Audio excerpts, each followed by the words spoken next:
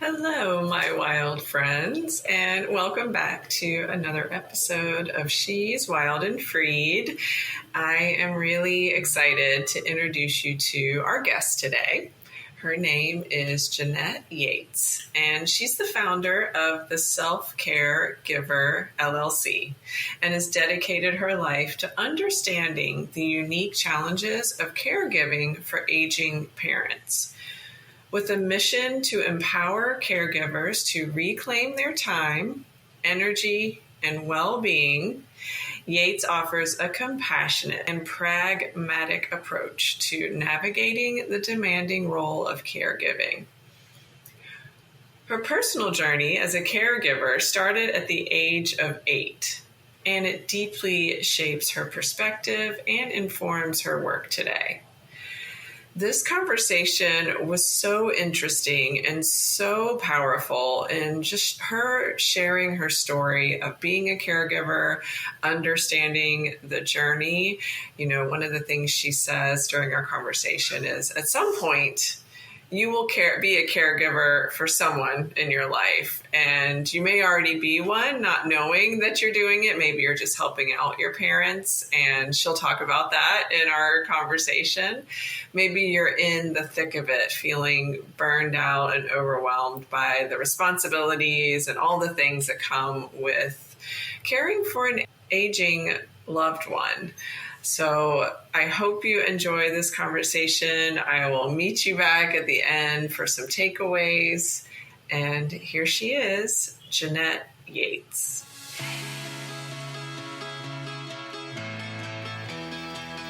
Hey y'all, my name's Jen. I'm a health and life coach on a mission to empower women, and this season I call the messy middle. We believe it's never too late to dream your wildest dreams and to build lives freed from the shoulds and have-tos. Here, we talk to ourselves like we do our girlfriends and our sisters and daughters. I will share stories and resources with lots of encouragement and a little bit of tough love to drive you toward action.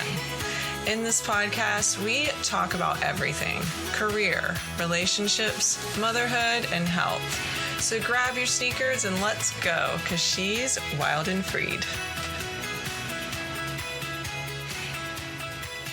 Welcome, Jeanette, to She's Wild and Freed podcast. We're so happy to have you here with us today. I am so excited to be here, and I love the name of the podcast. Oh, thank you. Well, that's what we're talking about today, being wild and freed. And, just to start off, I want you to introduce yourself to the podcast listeners and tell us about your story. You can go all the way back to childhood or wherever you want to start. We'd love to learn about you. Okay, well, I'll try not to make it a whole big thing, but I will. My name is Jeanette, and I'm married. I have 2 young adult sons, but I also have been my mom's caregiver now for 41 years. So we have been doing the whole caregiving thing for a long time. She was diagnosed with her first of many illnesses in 1984. I was 8 years old. And ever since then, in some capacity with very few breaks of time, I have been in a caregiver role for her. Okay. I would like to say that what it looks like to be someone's caregiver at age 8 is different than at age 49. But the fact remains that a lot of my life has been kind of circling around my mom's conditions. Mm-hmm. So, that has been the center of much of the decision making, much of the choices I made, and things like that. And so, as an adult now, I would say in the last 10 to 15 years, mom's health was diminishing so rapidly that I really kind of stepped into that more like what a lot of people think when they think about like caregiving for their parent, that kind of full-time, always doing something yes. role, whether they live with you or not, you're kind of like always on duty, always on call, that kind of situation. So that's been going on now for over a decade. And during that time, it really allowed me the opportunity to reassess my relationship with my mom, a lot of the healing work that I had done in any therapy that I've had over the last several years, kind of go back and check in with some of that, some of the patterns or behaviors that I thought I had gotten rid of, that I was like, I'm done with all that. Yes. I'm not going to use those negative coping skills anymore. Yeah. And then like, oh, wait, I'm not as healed as I thought I was. I need to go back and do some more work in that area of trauma. And so that's the journey I've been on over the last like 6 years, is working on that, which has really been pivotal for me now as my mom, again, continues to deteriorate, continues to decline. And my choices for her care need to be based on healthy decision-making strategies, not guilt, not fear, not people-pleasing, not fulfilling my dysfunctional role in the family. Right. Okay. And so that's what I've been working on. And then that's also what I do at the Self-Caregiver. I help other caregivers who are on a similar journey to mine, which I really always felt like, gosh, there must be something wrong with me that like, my mom's driving me nuts. I mean, I'm frustrated with her. Like, she's not listening to me. We argue all the time. Like, what kind of person argues with their sick mother? Like, that's terrible. And the more I started talking out loud about that, the more I realized I'm not the only person that had that. Like, you want to help your parent, but also you're getting sucked into all this stuff that you don't want to be sucked into. Right. And it's like, okay, how do we square those two together? How do we care for someone without carrying their trauma? How do we care for someone without falling back into negative patterns of behavior that we had worked really hard to get out of? Right. And so that's with the Self-Caregiver. That's what I do, is help other caregivers figure that out in their own situation as well. Oh, wow. What a gift. Oh my gosh. I mean, I think you don't know until you know. I can logically or intuitively think like, oh yes, this situation could happen and I'll be taking care of my parents, but you don't know until you're in that situation. And I love what you said about, you work through some things through therapy in younger ages and then sort of re-looking at it, 10 years ago.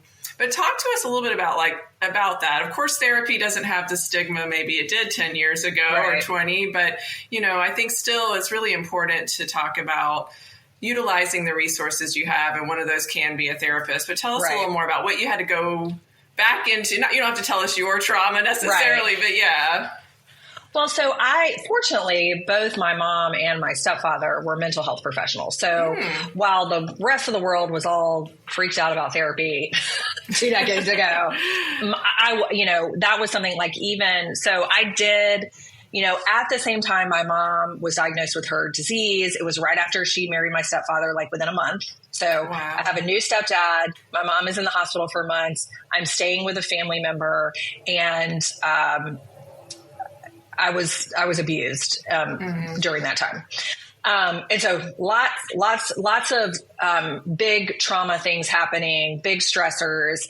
And then, of course, what I didn't know until I looked back on it, more recently, is the complex trauma of this constant, your mom may die feeling your whole life. Gosh. Like, is a type of trauma. It's a different type than an event type, that something happens and it traumatizes you. It's more of this ongoing undergirding of trauma. Yeah. So, but all that to say, when I would be in therapy, like as a child, so I was in therapy about the abuse, and then later I was in therapy dealing with depression in high school. And then the next time I was dealing with disordered eating behaviors. And then the next time it was some stuff in my marriage. Right. So every time I'm like, I'm just dealing with those pieces, like right? Acute situation. Yeah. Right? Like I need to go and deal.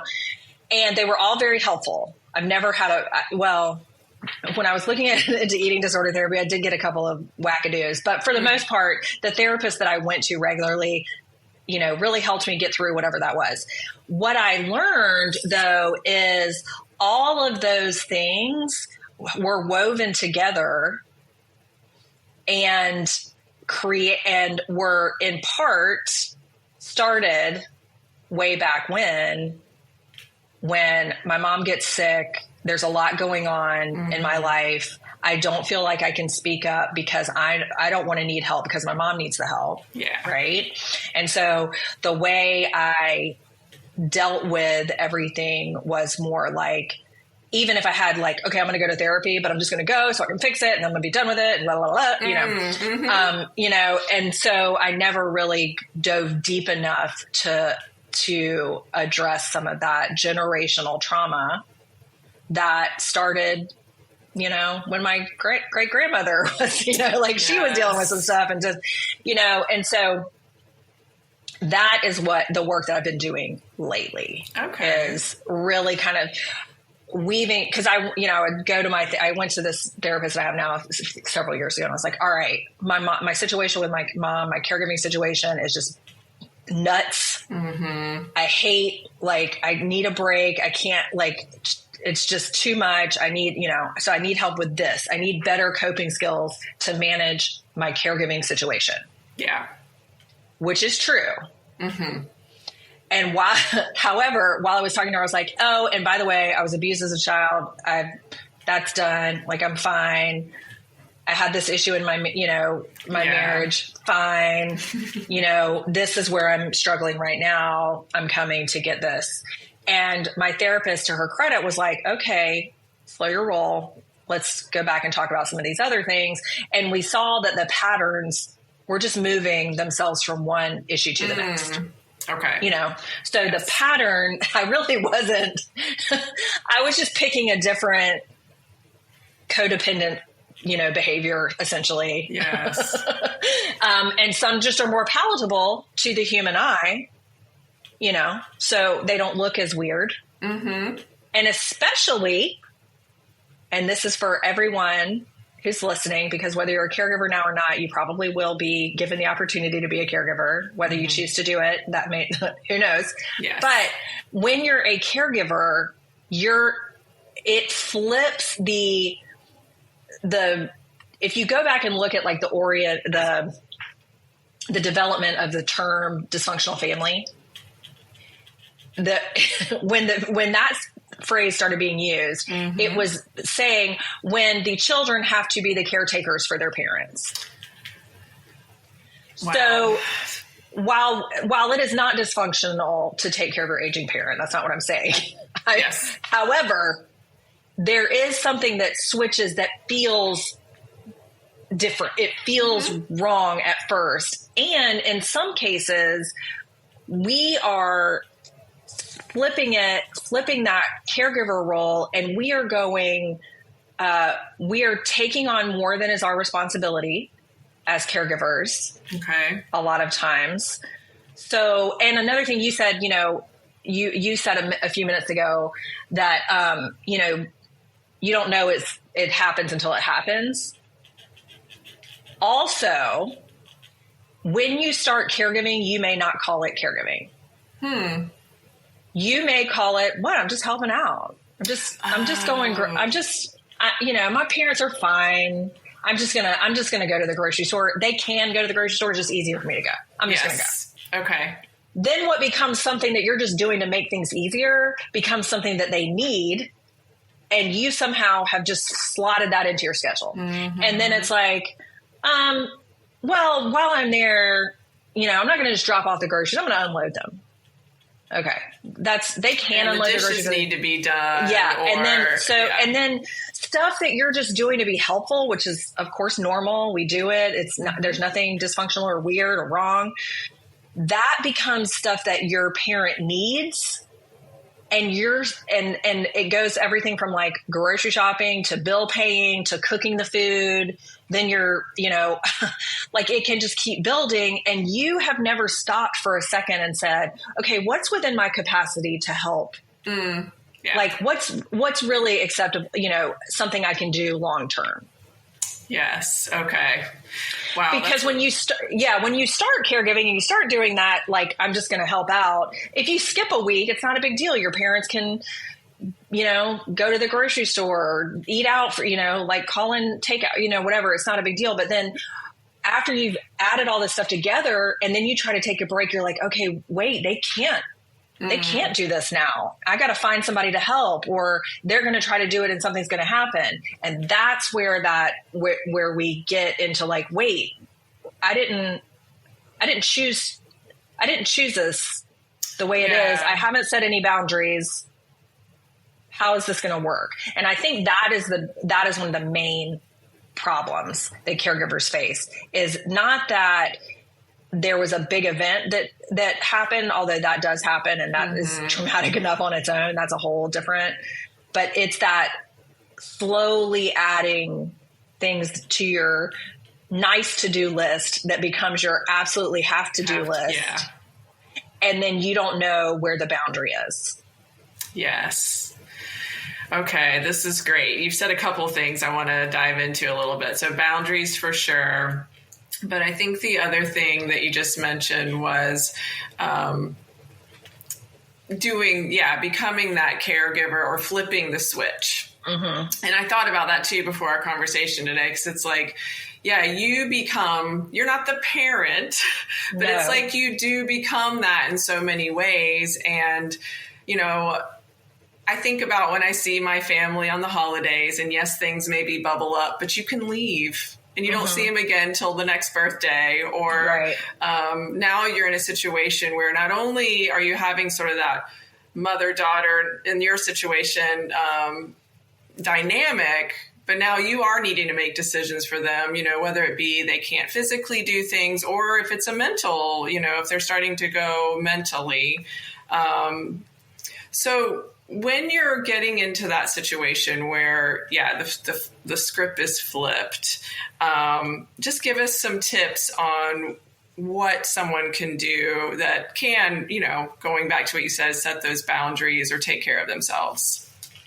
Well, one thing that I wish I had done, and I would highly encourage people that are kind of eyes wide open like this, maybe they're listening to this and going, I am starting to do some of those things, but I want to nip this in the butt. I want to make sure that I'm setting myself up and my loved one up for success. I think it's really important. So first of all, I would like to say, if your loved one has been diagnosed with dementia or there is a cognitive decline, what you do or don't do is going to be different. Okay. So I just want to set that aside, but let's just say this is general aging, they're still in their cognitive mindset, but they're starting to decline in other areas. Okay. I would highly, highly encourage caregivers to not, you can make recommendations to your loved one about what might be helpful for them, but it is up to them to make the decision, and you cannot force them to make a decision in their best interest. I love that. So this happens a lot when my parent really needs someone to, come in and clean the house, but they don't want anybody to come and clean the house. Or they really could use a person to come in a few times a week and prep meals and, but they don't want to. Or maybe it's even further down the road than that. And it's like, they need assisted living, but they're not going. Yeah. And so now I have to do all the things because they won't go into assisted living. I'm not saying it's wrong to do the things. What I'm saying is your choice to do the things may be prolonging their ability to see that they need those things done. And it's okay to say, I understand that you don't want to go into assisted living. Who does? We all want to live at home, die in our sleeps, all those things. We get it. However, I don't have the capacity to keep doing all the stuff I'm doing. So these are the things I'm going to be able to do, and I'm not going to be able to do these other things. Because then you're not just being like, well, you made a dumb decision, so you're just going to have to sit in it. That's not what you're trying to say. No. But also you can't, you're, a lot of times our parents make decisions that are not wise for them. And I'm not talking about dementia. It's not, right. It's a totally different situation, just to be clear. Got in trouble on TikTok. Because somebody thought I said, no, that's not what I'm saying. Physical decline. Yes. Yeah. Or limitations. And they are in denial of what is going on with them. Yeah. Maybe they're not being honest with their doctor. Maybe they're not, and you can see it. And maybe they can see it, but maybe they can't. Maybe they're in denial about it. And sometimes we have to, I hate to say allow them to reap the consequences, because that could be very, obviously we don't want to put anybody in harm's way, but at some point your capacity to be able to care for them has to be front and center as you decide what you're going to do and not do. Mm-hmm. And if you are already overextended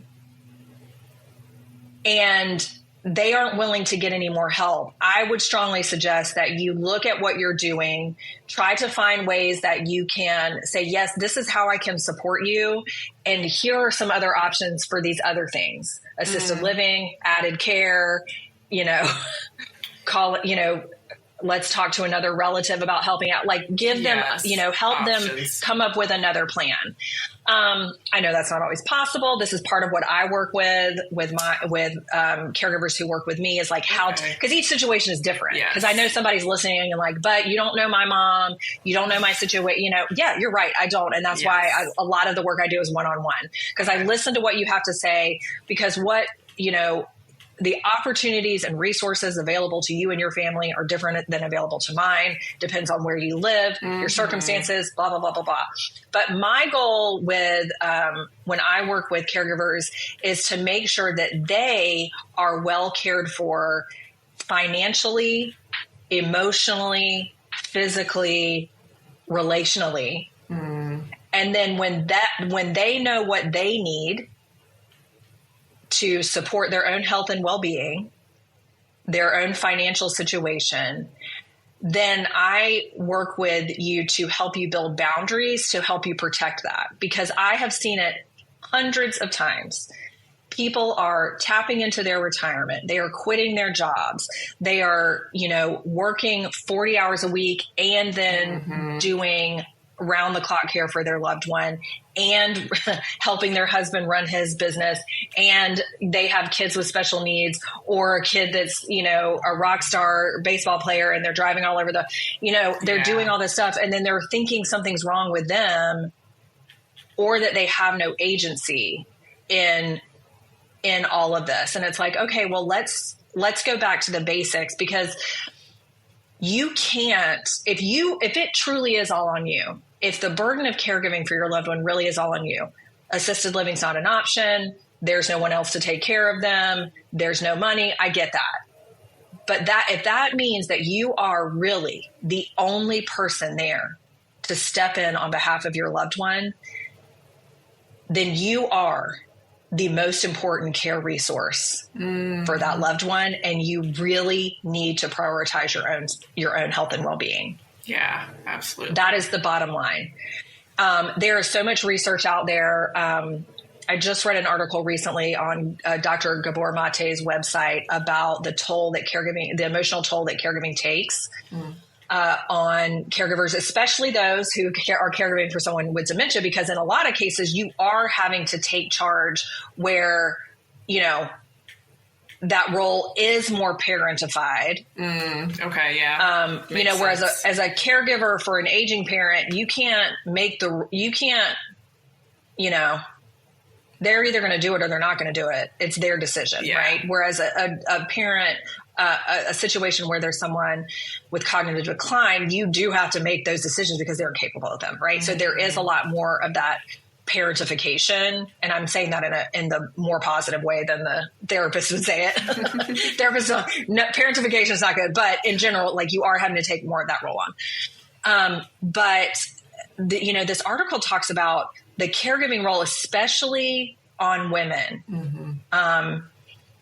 even if you have siblings, if you're the only girl, chances are you're the one tapped with the most of the caregiving responsibilities, right? Yeah.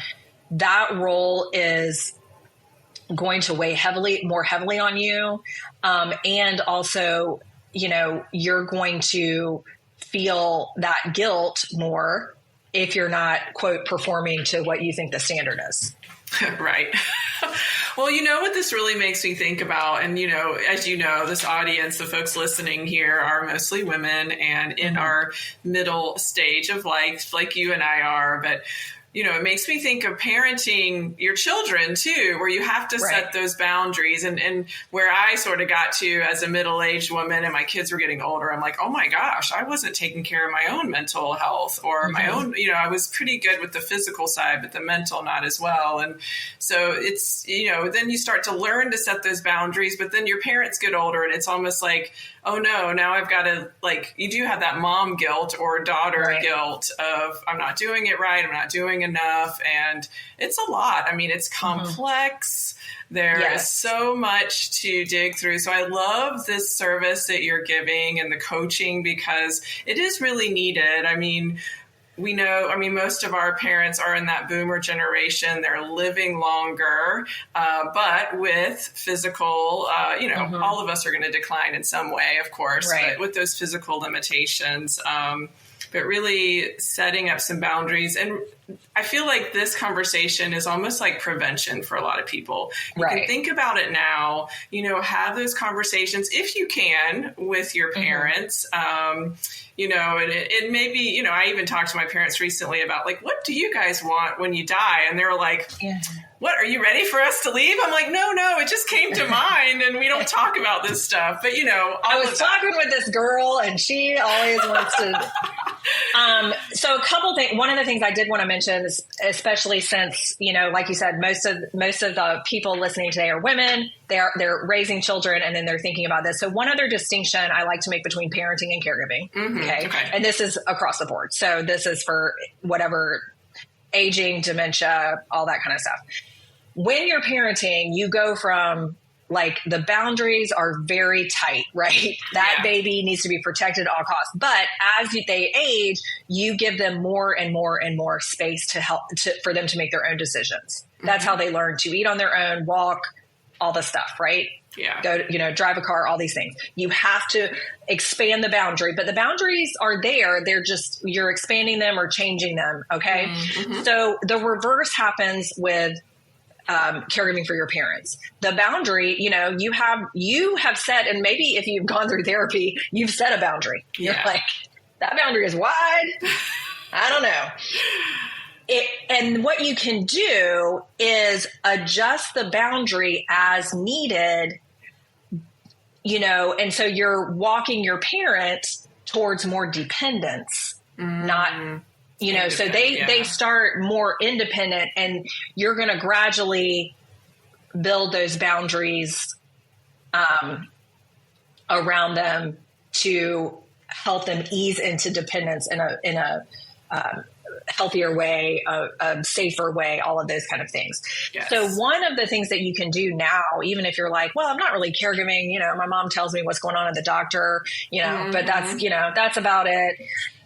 Go ahead and start listening with the ears of what is this going to mean, in 5 years? Yeah. And then practice, that boundary setting just in a way, and you don't have to make a big pronouncement. Like people don't like to hear I am setting a boundary with you.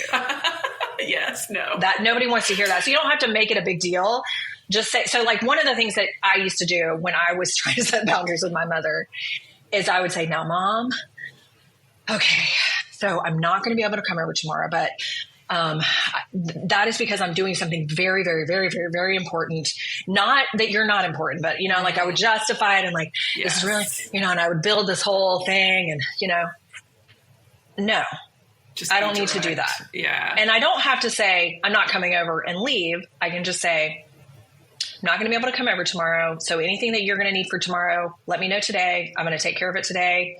And then I'll see you again on whatever, right? Or whatever. And then, and now if she says, oh, what are you up to?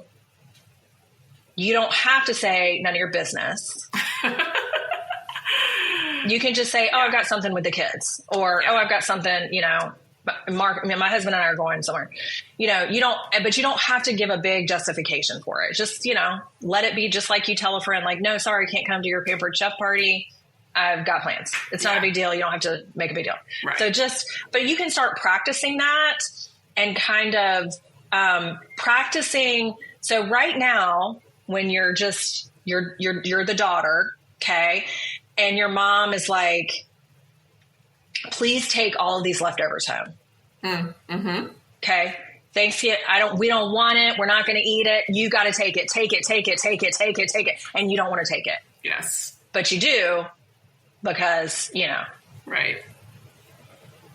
I'm not saying it's wrong to take the leftovers. What I'm saying is you could practice saying, you know what? We're not going to eat them either. Yeah. We're like you. We don't want to eat them either. So why don't we just, so you can, right now you may take them and throw them away. That's fine too. I've done that. Yeah, for sure. But you can also just start setting a little boundary touch. Just a little actually, no thanks. And that's a less emotional situation, so I like that. And I really like what you're talking about, just practicing. And this makes me think about other ways. So what are some practices or what are some self-care routines? What would you recommend to someone who maybe already is in this situation? They're caregiving, they definitely are stressed or feel overextended. What are some things they can do for themselves? Okay, well, there are so many ideas. Yeah, so okay. I'm going to give my basic ones that I say. So I don't know their situation, but I'm going to let's assume that they really have no time. Okay. Like they're the only ones. There's nobody to help.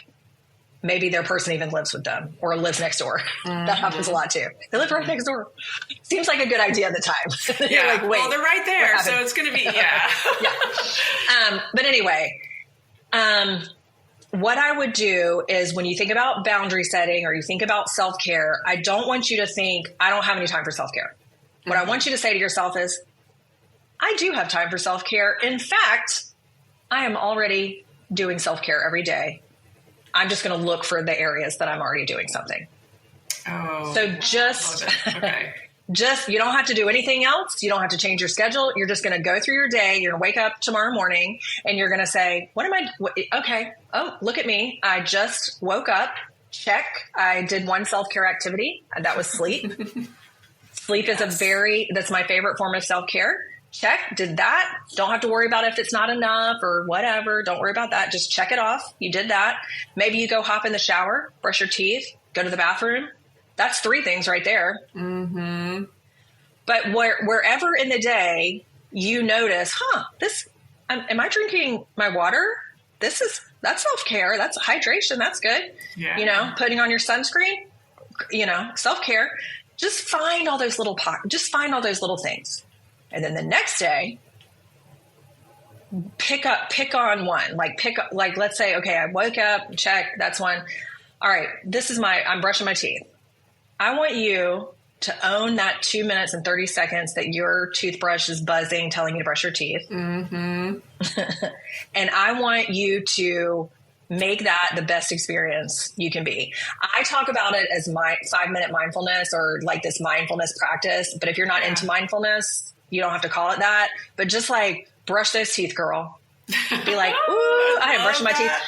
Don't listen to a podcast. Don't try to just focus on your teeth, the toothpaste. Maybe just try to focus on what is going on. What are you doing right now? You're turning off that to-do list in your head. That's because usually while I'm brushing my teeth, I'm listening to a podcast, I'm brushing my teeth, I'm thinking about all the things I have to do today. Blah, blah, blah, blah, blah, blah, blah. No, totally. We're just for 2 minutes and 30 seconds. We're going to brush our teeth. We're going to say, congratulations you for brushing your teeth. Happy self-care to you. That's what you're going to do.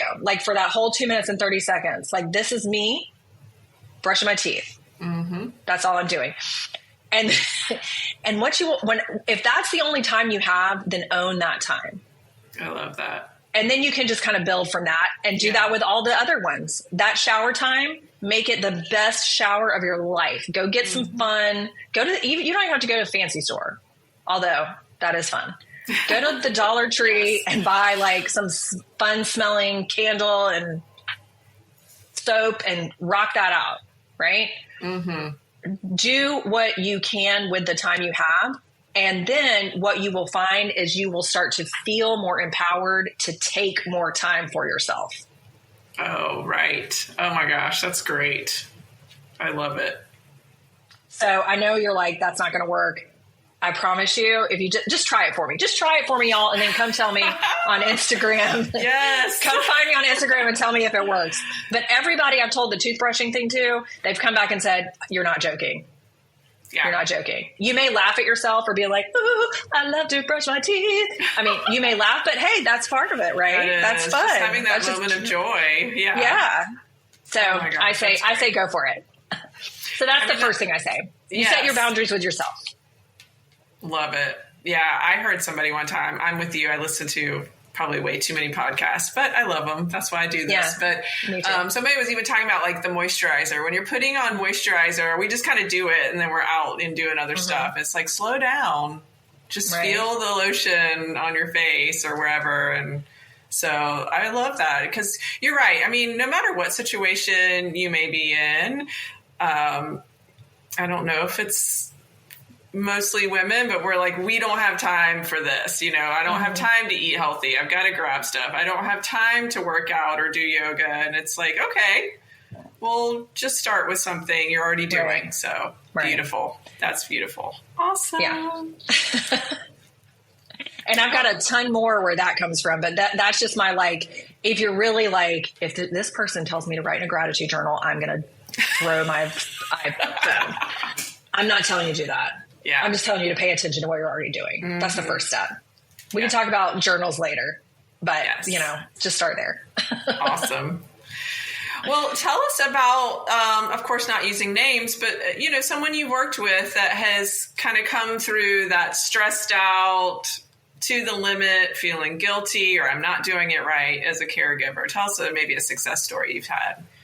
So one of my favorite success stories was a person who we kind of know each other in the world, like, you know, just from social interactions, but we weren't super close. But she was, you know, saw my stuff on Instagram and was like, hey, that makes a lot of sense. And I'm not even a caregiver, you know, just kind of like listening. Cause she was like, I'm not a caregiver. This is where I got that bit about like, you probably don't even know you're a caregiver. Yeah. And so she reached out and I was, I have a coaching program now that's I have one-on-one coaching and I also have like a do it on your own with support program. Okay, yeah. So at the time I was doing that type of program and she was like, well, I don't need it right now, but I'm going to go ahead and sign up because, you know, it's a good deal. And I want to just learn a little bit about what to expect. Within 2 weeks of her signing up. So before she even got into like really the meat of the program, the trainings, her parents took a turn and they both, you know, so there was this big transition. Yeah. And so this is where it's really, working with someone is really helpful when there's that big transition, like, oh, we've just all been kind of figuring it out on our own. And now we do need assisted living or we do need. So what happened was it was a long distance caregiver. Her siblings were also trying to hodgepodge, but they had all been kind of just doing like, you know, like keeping the deck of cards as stable as possible. Yes, like, well, we don't want to upset anybody. We don't want to ruffle any feathers. We don't want to make anybody mad. So we're going to just keep doing this. Well, one parent was declining faster than the other, but the other one was really in need of support, but didn't know how to ask for it. So there was this whole big, so using communication skills, boundary strategies, things like that we worked on in the program helped her and her whole family be able to help their parents transition into assisted living without it being this big, you know,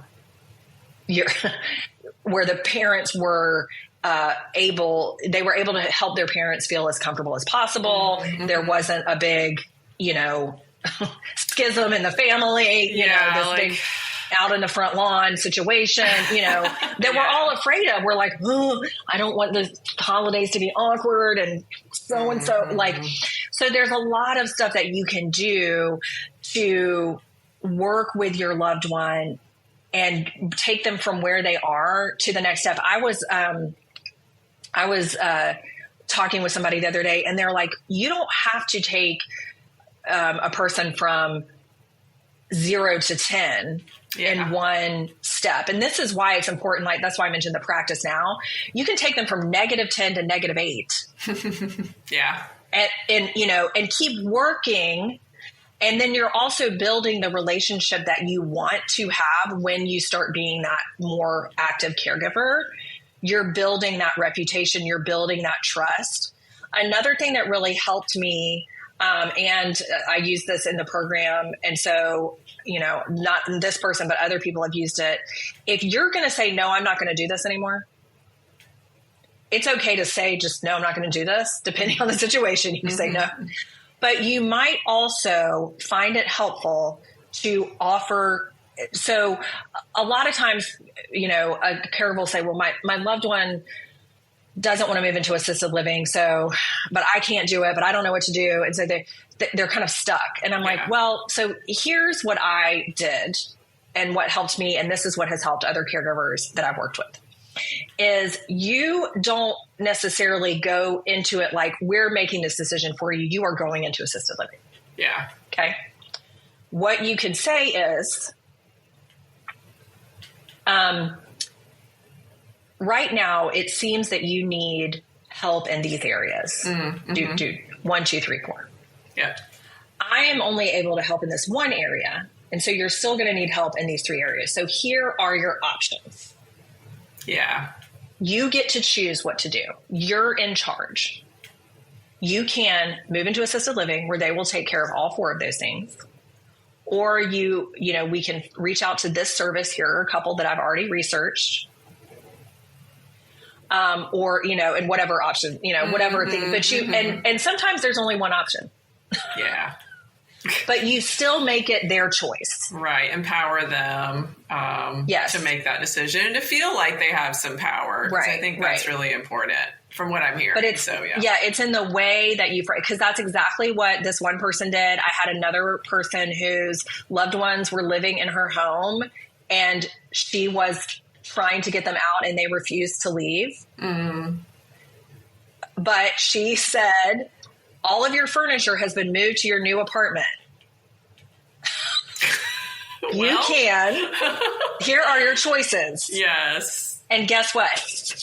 They chose to go where all of their furniture was. Mm. And I mean, there was a lot more to that, but basically like they're like that. It was not as middle of the night. They took off. Yeah, there was no. But there was there was this idea of like, you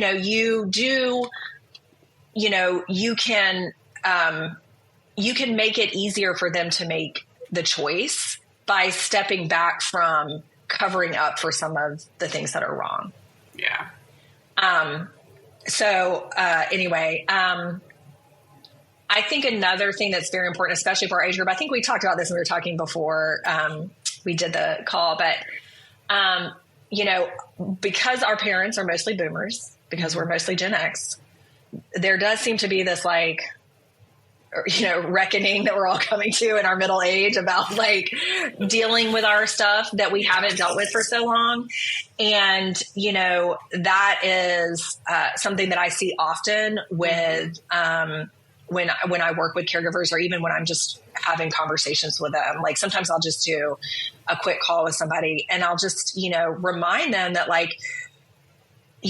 you can continue to heal, but you can't make other people heal. So you have to do, you can't heal other people's trauma. So your parents may have coping skills that they've used their whole lives. Maybe at age 80, they're not, they're like, this is the way it is. That's fine. Yeah. But you can set boundaries to be able to care for them This is the whole thing. You can care for them without carrying their trauma. You can care for them without letting, the behavior patterns that have been passed down from generation to generation pass down to you. And I've already told, I have a book coming out in the new year. And in the dedication, I say to my children, I know that, thank you for your support and caring for Granny. I know that it has come at a cost. And I encourage you to hold on to the family traditions and values that serve you, that support you, that are meaningful to you, and let go of all of the trauma. Let go of the stuff that is, so like, I know, in other words, like, I know you're going to have work to do. Yeah. I did what I could, and I know you're going to have work to do. And I think that's just also recognizing that pattern as we care for our parents, is we may not be able to heal and fix and change every single thing in their lives or ours, but we can make incremental changes that'll make a difference for our family moving forward. Well, and to your point, what you just said so beautifully, it's like it does affect the children, your spouse, your partner, whomever is in your world when you're caring for someone else. So it's important to set those boundaries for yourself, take care of yourself. Like they say, put the oxygen mask on yourself first. And also, ensure. Remember to breathe it out of it. That's what I say. Make sure you take a breath. Yeah. So that's wonderful. Okay. So you do have a book coming out. Tell us a little more about that in the new year. Yeah. So the book is called From Guilt to Good Enough. And it is my journey. So it's my journey of trying to heal my caregiver burnout through healing my generational trauma. Okay. So I have been a Pilates instructor, a fitness person, a group fitness instructor, nutritionist, writer. I was self-caring myself, all the things. Okay. I was getting the massages. I was writing in my journal. I was reading my Bible. I was praying. I was burning sage. I was working out. I was running. And I still felt burned out all the time. Yeah. I still felt like I wasn't doing enough for my mom, and I was watching my children grow up. They have never had their granny be well. So they have been participating in the caregiving since they were children. And they were getting to an age where they were seeing its effect on me. And then also just kind of at that age where they didn't always have to participate. So they were kind of like pulling away. And I wasn't. So my connection with them, I was losing. My connection with my husband, all this stuff was happening. And I was like, so self-care isn't the answer. What is the answer? And what I eventually understood is, first of all, any self-care can work. No self-care will work if you don't think you deserve it.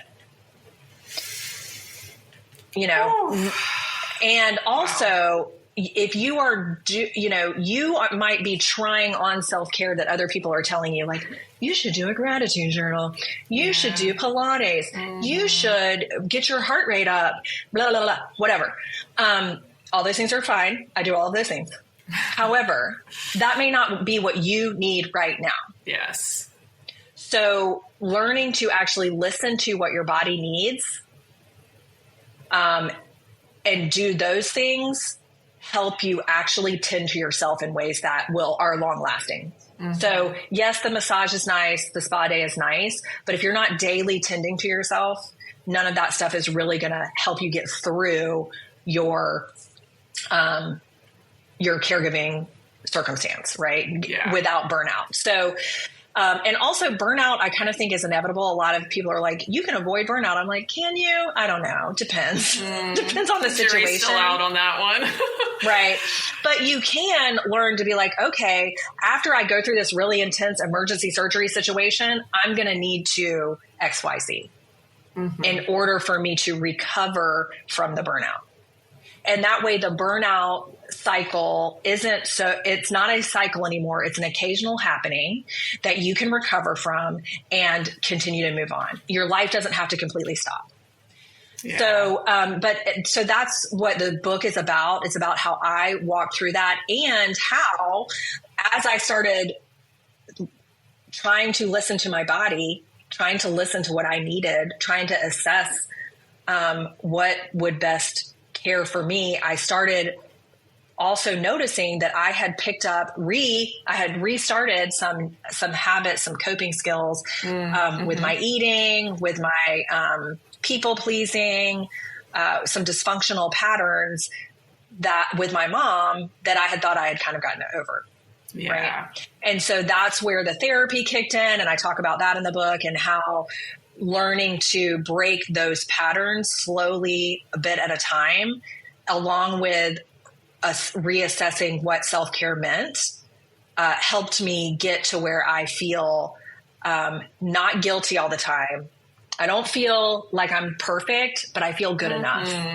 And that is the best place. Like, I feel like that's a good place to be. Like, when you know that you have done enough, like you are enough, you've done enough, you are doing enough, you are good enough, then you can make decisions and not feel weighed down by the guilt or the uncertainty of all of that. So that's what the book is about. It should be coming out mid-January. We're in book production right now. I'm very excited about it. It's like memoir / self-help. So I do offer suggestions for caregivers who are feeling like they might need to reassess the way they tend to themselves. Maybe they don't know what they need. Maybe they're just like downloading apps and programs and like, like the latest said, trying thing. it all on. I love that phrase, let me try this on. Okay. I don't like that, or this doesn't work, or Right. No, so good. Wow. Yeah. Like that's really exciting. Yeah, so I'm really excited about that. I also have a workshop that I am doing for anybody who is feeling trapped by caregiving. So, or like trapped by the role. Maybe you're like, I love being a caregiver. Yes, I know. We all love it. It's great. But sometimes you don't. And if you feel trapped, like, I don't know how long I can do this. I don't know how to manage this. I don't know where I can make changes. I have a workshop. It's called 3 Ways to Stop Feeling Like a Trapped Caregiver. And you can pick a time that works for you. And I'm hosting those weekly. They're really helpful. We talk about to-do lists, we talk about boundaries, and we talk about identifying your caregiving role. Because a lot of times we're doing stuff because we think that's what caregivers do, but we don't have any idea about why we think caregivers do that. Oh, yeah. Oh, my gosh. So that'll be so helpful. Okay, so we will definitely share that link in the show notes. And yes, this episode should be coming around mid-January or sometime. So hopefully we're ready to share out a link for the book. You can buy that. Yeah. And really great stuff going on here, and such great information you shared, things that I definitely had not thought about. I'm definitely thinking about things, the wheels are turning, because my parents are fairly young, but you never know. Like, you just gave us that example where it's like, this is interesting. Maybe I should learn more. And then her parents started to decline. So sometimes just that prevention or just education. I love what you said about listening, not only listening to kind of what's going on with parents and their health or whatever, but also just listening to yourself. I think that was the last point you really made of, yes, self-care is great, but if it's not great for you, or you don't feel like you're deserving it, it's not going to be helpful. So, beautiful. Yeah. Amazing. You. Well, the last question I like to ask my guests is, what is a regular practice that you do that makes you feel wild and freed? Okay, so my daily practice that I really hate missing, I try to do it every single day. Now I book in my days with a form of mindfulness. But so meditation, I do meditation as well. But the difference is meditation will kind of usually give you something to think, like a guided meditation is going to give you something to meditate on, to think about while you're. A mindfulness practice is really at its simplest form, just breathing and knowing that you're breathing, just being there. And I practice mindfulness intentionally every day. So there's at least 5 minutes where I'm just breathing and knowing that I'm breathing. That's all I'm paying attention to. And what I have noticed is the more I practice that intentionally during a set time, like right after yoga or something, Yeah. the more mindful I am throughout my day. So it's kind of, when I used to teach Pilates, I used to tell people breathing is one of only 2 things that our bodies do both consciously and unconsciously. So you're breathing, whether you tell yourself you're breathing or not. Yes. You can also say, I'm going to breathe in for 5 counts. I'm going to breathe out for 5 counts. Mm-hmm. You can change your breath. When you practice those breath work techniques, like box breathing, breathe in, all that kind of stuff, or you practice breathing deeper, slower, quieter, the times where you're unconsciously breathing will carry those same traits.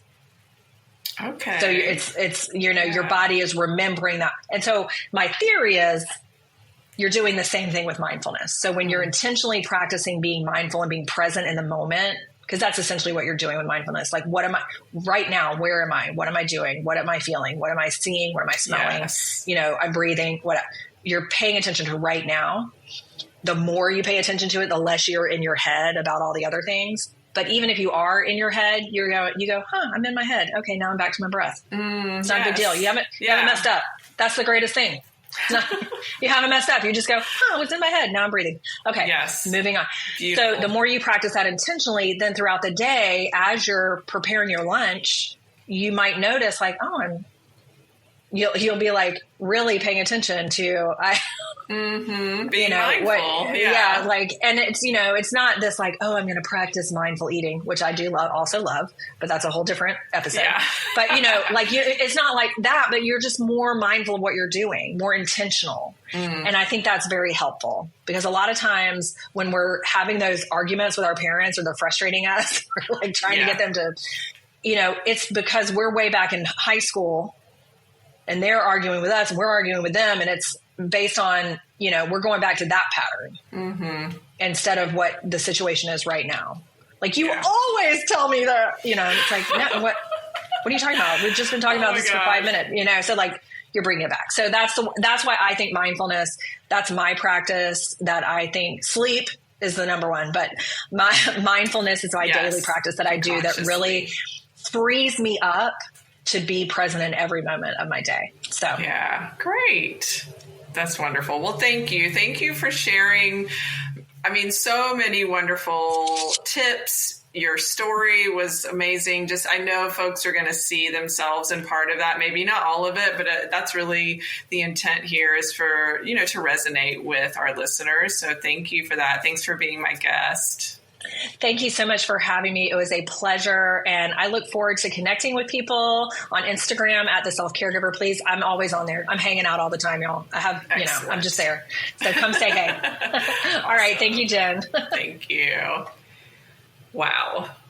I just loved hanging out with Jeanette. She is so passionate about what she does. Obviously, she has been doing the caregiving thing for a really long time, but sharing her gifts and her experience to help you as you go through the journey of caregiving, it's just a beautiful gift. So here are the takeaways. Number 1, questions to ask yourself when you're a caregiver.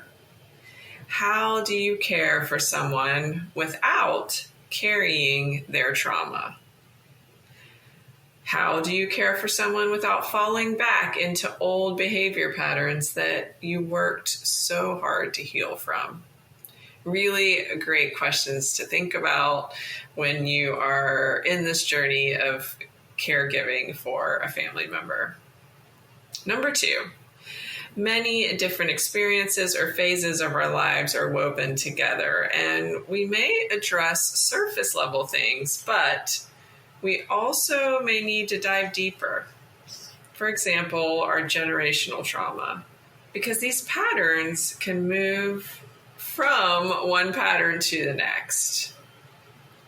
Number 3, most of us listening will have the opportunity to care for an aging parent. Number 4, when we start caregiving, we may not call it caregiving. We may call it, well, we're just helping them out. Number 5, helping out builds to doing more and more, and you've not stopped to think, what is actually within my capacity long term? Number 6, making decisions for your loved one may delay them realizing they need assistance. Jeanette shares a great example of what to say and how to set those boundaries with your loved one. Number 7, as a caregiver, you may think you are failing or something is wrong with you because you're juggling so much, but you just need to set your own self-care and boundaries. Oof, this is a tough one. Number 8, one of the things you can do now, as you may not be quote unquote caregiving for someone, just listen to your parents when they tell you about doctor appointments or lifestyle changes, and practice setting boundaries without having to make a justification. So I love the example Jeanette gave here where she used to say, okay, Mom, I can't come tomorrow because I have all these things and this is happening and I'm sorry I can't come, but it's more just being direct and clear on what you're doing. And this takes practice. It's not going to come easy necessarily, but I love the example she gave for this one. Number 9, own your time for self-care. For example, brushing your teeth, taking a shower. Don't multitask during these times, like listening to a podcast or going through a to-do list. Just enjoy those moments you do have to yourself if you're feeling totally overwhelmed and you don't have time for self-care or really for anything. Own the time you do have when you are doing just small things for yourself throughout the day. Because these small things can grow as you become more intentional and aware of what you're doing. Number 10. Okay, this was a mic drop moment. Any self-care will work, but no self-care will work if you don't feel like you deserve it.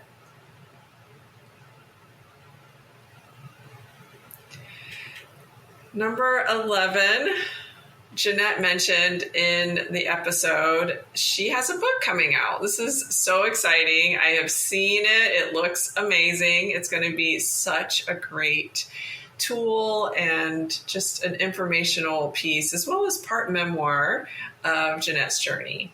It's called From Guilt to Good Enough, a caregiver's journey of overcoming caregiver burnout through healing childhood trauma.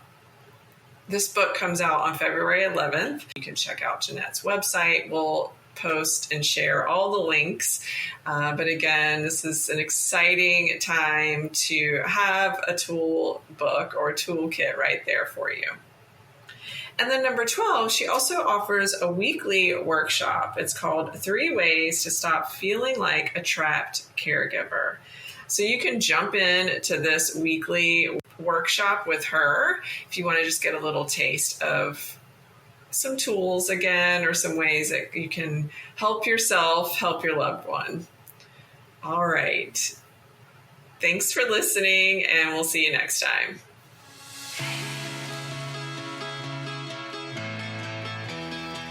Thank you so much for spending time with me. I hope you feel free to take action toward building the life of your dreams. If something in this episode resonated with you, I would so appreciate it if you would text it to a girlfriend so she can hear the message as well. Until next time, stay wild.